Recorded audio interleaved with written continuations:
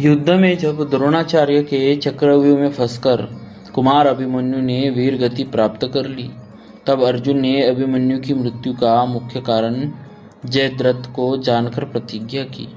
यदि जयद्रथ मेरी धर्मराज युधिष्ठिर की या कृष्णचंद्र की शरण न आ गया तो कल सूर्यास्त से पूर्व उसे मार डालूंगा।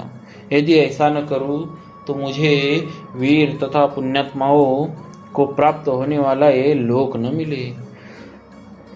पिता माता का वध करने वाले, गुरु स्त्रीगामी, चुगलखोर, साधु निंदा परनिंदा करने वाले, धरोहर हड़प जाने वाले, विश्वासघाती, भूतपूर्वा स्त्री को स्वीकार करने वाले, ब्रह्म हत्यारे, गो घाती आदि की जो गति होती है वह मुझे मिले। यदि मैं कल जयद्रथ को न मार दूं, वेद अध्ययन करने वाले तथा पवित्र पुरुषों का अपमान करने वाले, वृद्ध साधु एवं गुरु का तिरस्कार करने वाले, ब्राह्मण गौ तथा अग्नि को पैर से छूने वाले, जल में थूकने तथा मलमूत्र त्यागने वाले, नंगे नहाने वाले, अतिथि को निराश लौटाने वाले, घूसखोर, झूठ बोलने वाले, ठग, दंभी, दूसरों को मिथ्या दोष देने वाले, स्त्री पुत्र एवं आश्रित को न देकर अकेले ही मिठाई खाने वाले, अपने हितकारी और आश्रित तथा साधु का पालन न करने, उपकारी की निंदा करने वाले, निर्दयी, शराबी, मर्यादा तोड़ने वाले, कृतघ्न, अपने भरण पोषण कर्ता के निंदक, गोद में भोजन रखकर बाएं हाथ से खाने वाले, धर्म त्यागी, उषा काल में सोने वाले, जाड़े के भय से स्नान न करने वाले, युद्ध छोड़कर भागने वाले क्षत्रिय, वेद पाठ रहित तथा एक कुएं वाले ग्राम में 6 मास से अधिक रहने वाले,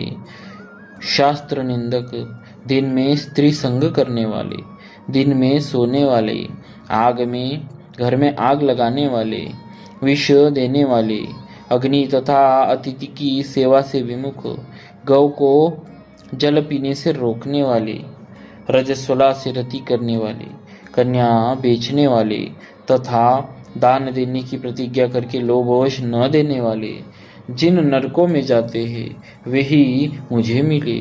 यदि मैं कल जयद्रथ को न मारूं, यदि कल सूर्यास्त तक मैं जयद्रथ को न मार सका तो चिता बनाकर उसमें जल जाऊंगा।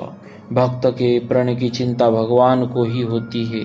अर्जुन ने तो श्री कृष्णचंद्र से कह दिया, आपकी कृपा से मुझे किसी की चिंता नहीं, मैं सब कुछ जीत लूंगा।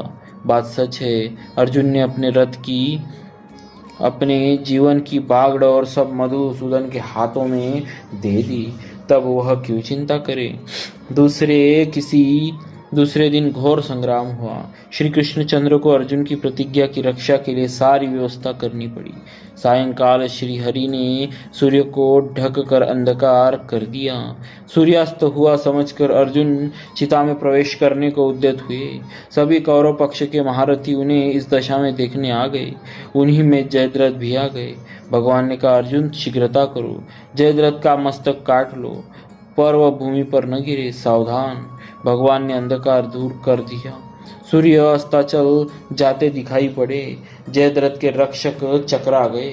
अर्जुन ने उसका सिर काट लिया।